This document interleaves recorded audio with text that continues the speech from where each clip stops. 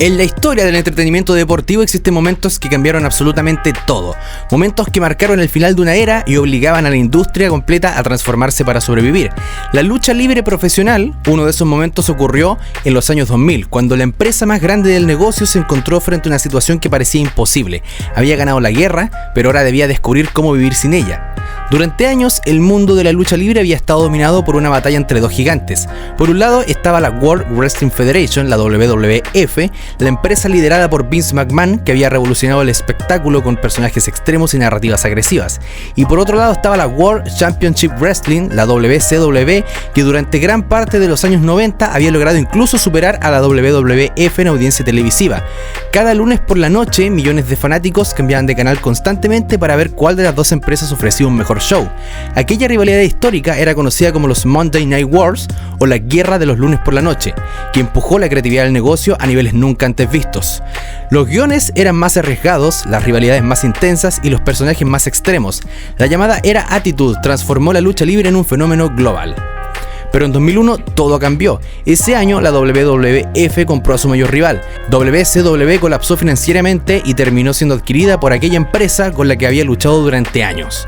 Poco después también desaparecería la Extreme Championship Wrestling, la ECW, la ECW, la empresa que había popularizado el estilo violento y extremo que tanto influenció la industria. De repente el panorama había cambiado completamente, la guerra había terminado y la WWF había quedado sola en la cima del negocio.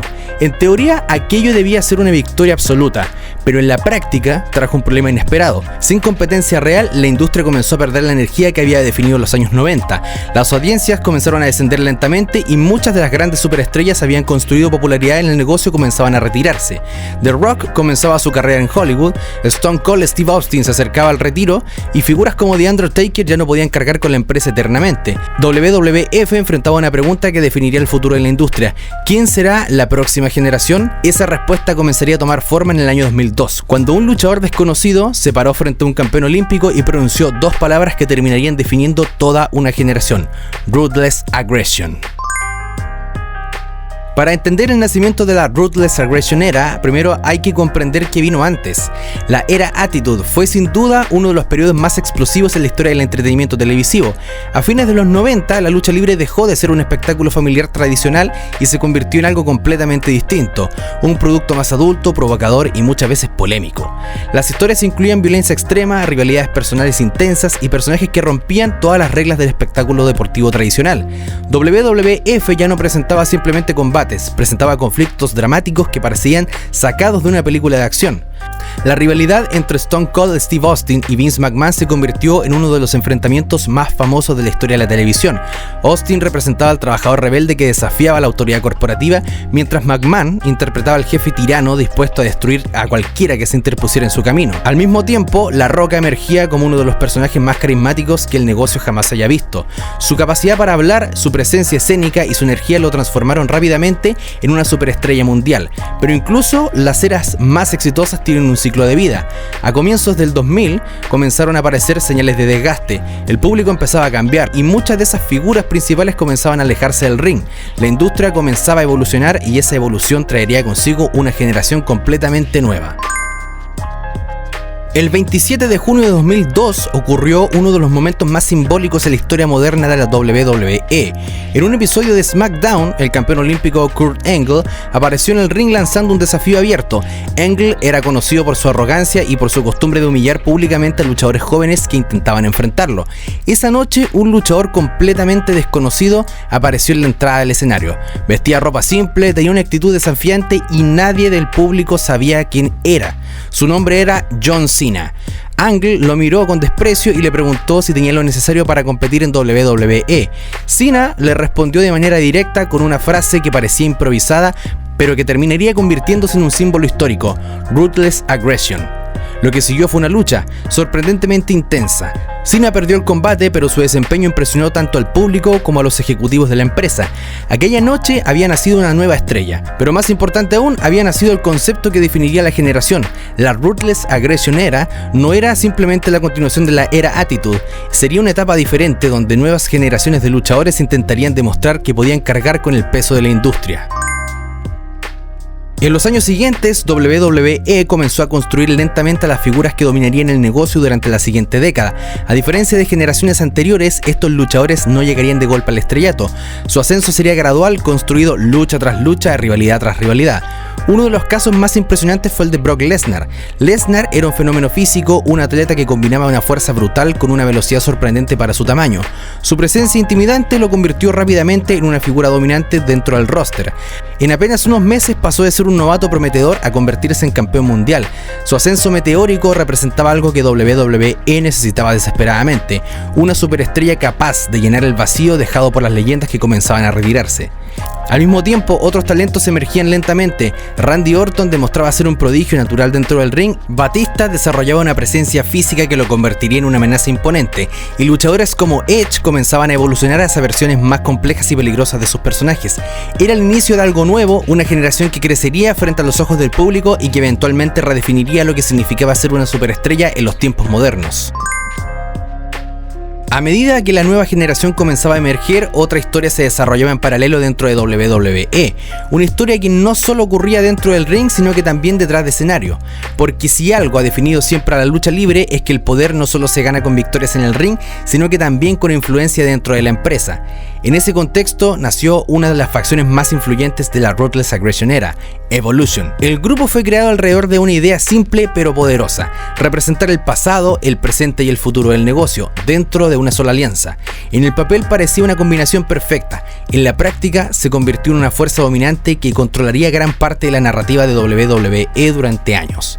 El líder del grupo era Triple H, quien en ese momento se había consolidado como una de las figuras más poderosas de la empresa, tanto dentro como fuera del ring. Triple H no solamente fue campeón mundial en múltiples ocasiones, también era uno de los talentos más influyentes en la estructura interna de la compañía.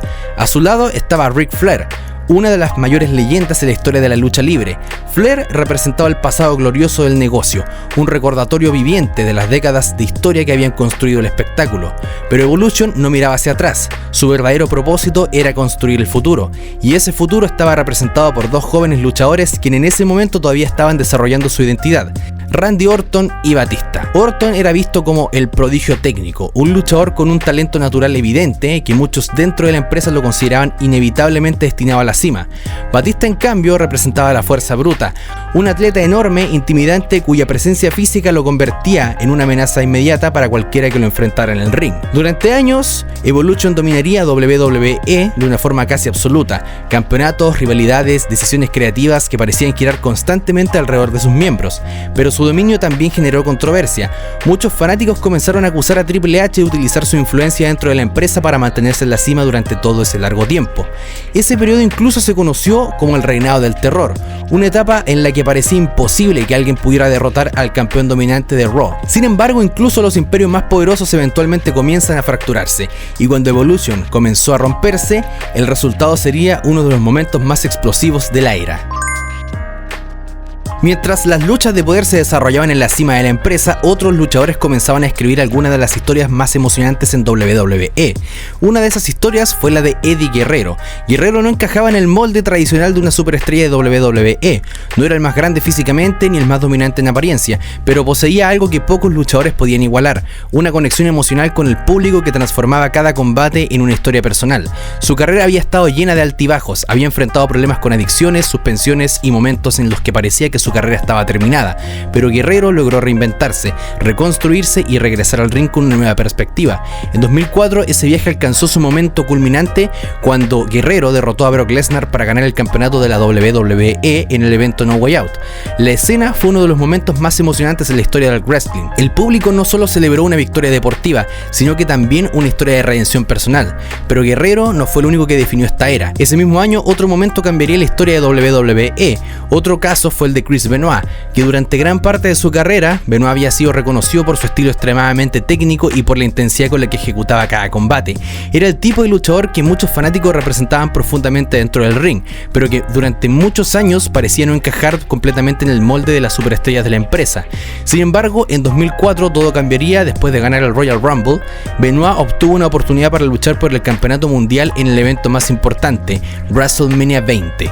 Esa noche fue histórica. Benoit enfrentó a dos de las figuras más importantes de aquel momento, Triple H y Shawn Michaels, en un combate intenso, técnico, emocional, reflejando perfectamente el tipo de lucha que Benoit había representado toda su carrera. Finalmente, después de aplicar su característica Crippled Crossface, Benoit obligó a Triple H a rendirse, ganando el campeonato mundial peso pesado frente a un Madison Square Garden completamente entregado.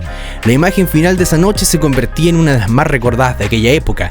Benoit celebrando en el ring mientras abrazaba a su amigo de toda la vida, Eddie Guerrero, quien en esa misma noche había retenido el campeonato de la WWE frente a Kurt Angle. En 2005, Batista finalmente se rebeló contra su mentor Triple H, después de meses de manipulación psicológica dentro de Evolution.